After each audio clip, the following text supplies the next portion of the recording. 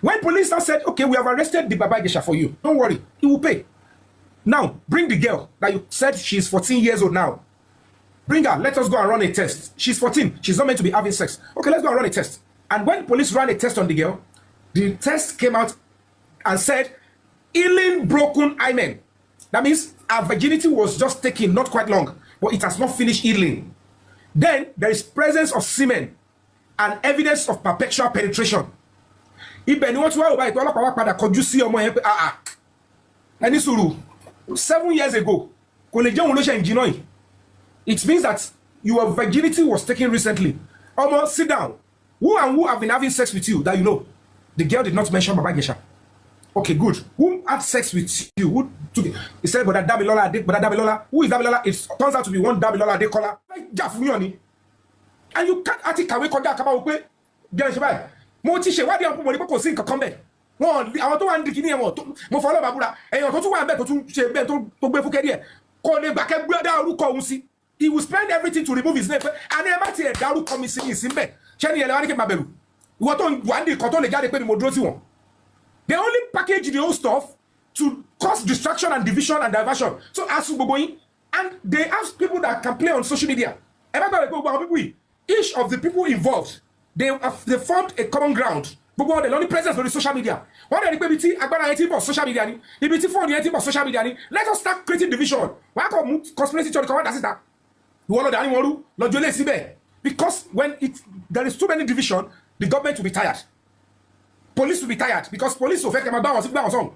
Let's go straight. Ẹ̀yin la fẹ́ ràn lọ́wọ́, ẹ̀yin lẹ pariwo síta pé you want justice. Ẹ̀yin náà lẹ tún parọ́ fọlọ́pàá.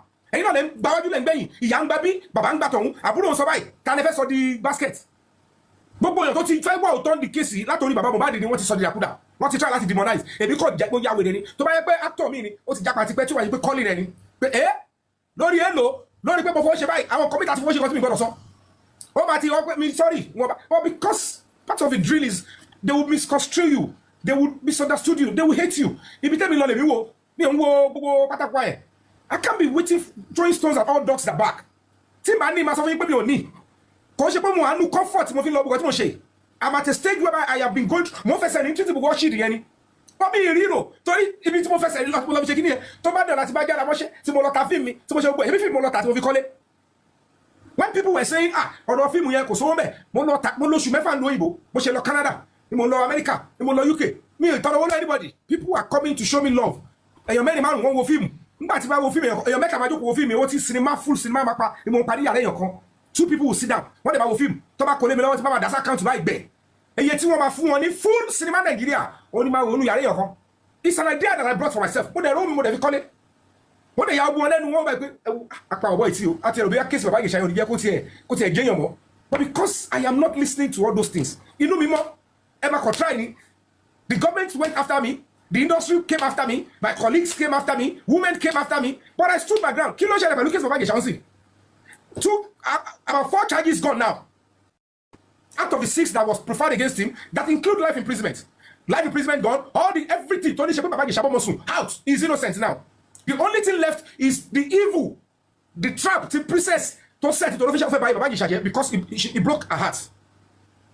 Gbogbo yóò ẹ̀kọ́ gbogbo story tí gbogbo àwọn industry mọ̀ tọ́mọ̀ tọ́ pé kókó bẹ̀ ni pé ẹni lọ́dá sọ̀rọ̀ ìjà ọkọ àtìyàwó 2 weeks after their wedding ó dẹ̀ bẹ̀rẹ̀ sí kóbóra wọn kò pọ̀ sí ọkọ mọ́ ó ní ọkọ dànù pé òun ti rí comedian bíi tòun táwọn máa jọ máa rí ara wọn ó dẹ̀ wọ́n pé jẹ́ kóun package Baba Ijesha ó yá lọ sí inú large ó yá ṣe gbẹ̀ ó ní spiritual problem ó bá ṣe ó ti lọ ó ń gbowó lọ́wẹ̀ eléyìí o kò lè lọ ó ti like òun then the next thing ó yá come and meet my family níbo ó dẹ̀ ti set introduction lẹ̀ instead kí ẹ náà gbẹ́nu dákẹ́ ó dẹ̀ bẹ̀rẹ̀ sí sọ̀rọ̀ sóbìnrin.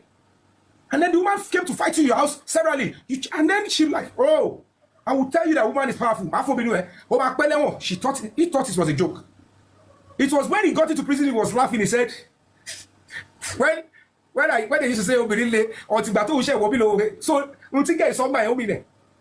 but even when she showed her, when she set her up, don't go by the so get me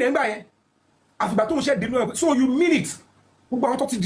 So when you're looking at this and I am fighting and say, don't do this. Whatever nonsense you want to do with any man you wish you want to destroy, don't involve children.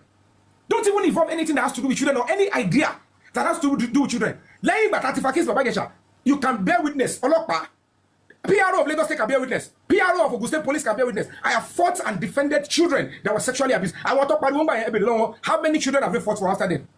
Because they were not sincere or sincere. I put my life on the line. In the cause of this justice for Mobile, I have advocated for 2 cases that are serious and germane. It come out to involve Ubadon, to involve Onimarua, to threatening victim.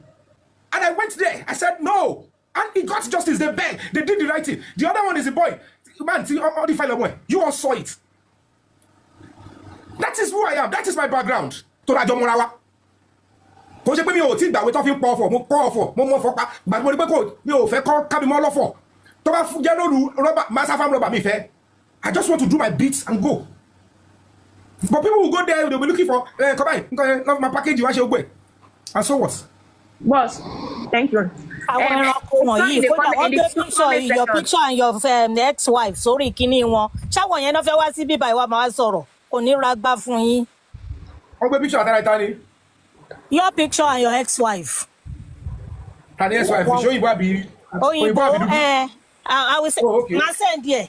Àwọn olórí burúkú olóṣì ko ní lára. Ẹ má send here, fi le jẹ́ kó máa gbádùn ẹ lórí kíní wọn. Ẹ jọ ko fi ara wọn, when they sit together. I have 2 questions from the comment section. Number 1 says, Karimo said, Wumi has Abuja backing. Somebody said that in the comment section that CY that is Wumi. Àwọn Abuja pé láti ọ̀dọ̀ àti Abuja ni wọ́n ti ń back ẹ̀. Then the other question is, or the other thing, tell me the other comment ni pé what you said about Princess. Ẹni yẹn sọ pé òótọ́ ni pé neighbor òun ni ọkọ tí Princess kọ́kọ́ fẹ́ pé wedding yẹn 2 weeks ló last lóòótọ́. I want to ask you please. I want to ask you a question. How can Baba Jesha have a life imprisonment? Does it buy someone? Abi, I don't understand. Okay. Even a rape cannot be life imprisonment. No, it is. It's capital offense. When you under the law in Nigeria, it's even worse when you do it with a child. Defilement, it's not rape. So when you penetrate a child or you defile, whether you lower anything, that is defilement.